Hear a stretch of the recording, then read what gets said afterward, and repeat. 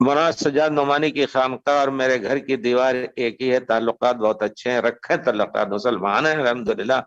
کیا میں ان لوگوں کی مسجد میں جماعت کے ساتھ نماز پڑھ سکتا ہوں؟ اگر آپ کو اور آمین رفع الیدین کہنے میں کوئی پریشانی نہ ہو تو آپ بے شک پڑھیں۔ مولانا سجاد نعمانی کو جانتا ہوں میں، تو کبھی دیکھا نہیں، مجھے یاد آتا ہے،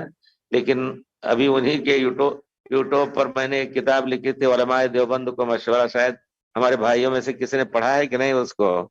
علماء دیوبند کو مشورہ کی، انہوں نے مشورہ دیا ہے خود، اور کہ یہ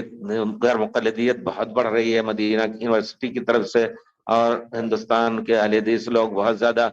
یوٹیوب وغیرہ پھیلا رہے ہیں، اس کے روک تھام کے لیے تدبیریں کچھ بتائی مولانا سجاد نے۔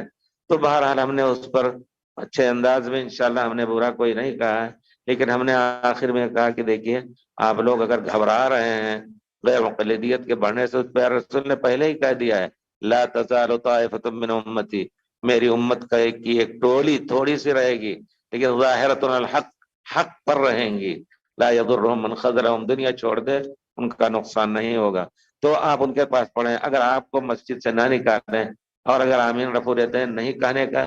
موقع دیتے ہیں، تو اس سنت کے لیے آپ اپنے محلے میں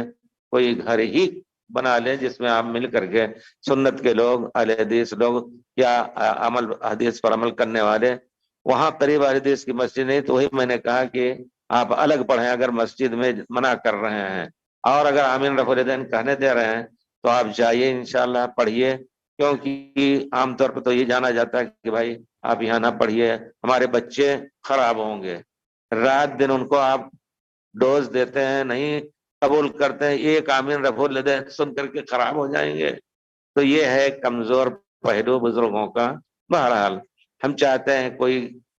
گھریلو آئے آپ کی مسجد میں، آپ اپنے کو اہل حدیث کہتے ہیں یا صاحب سنت کہتے ہیں، حق نہیں ہے روکنے کا۔ ومن اظلم، اس سے بڑھ کر کے ظالم کون ہے؟ ممن منع مساجد اللہ ان یذکر فیہا اسمہ،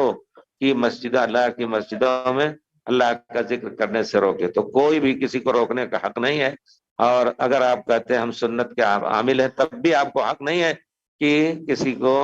روکیں، الا یہ کہ کوئی کافر مشرک خالص ہے تو آپ اس کو روک سکتے ہیں، جس کا شرک واضح ہو، جس میں کوئی تعویل کی گنجائش نہ ہو۔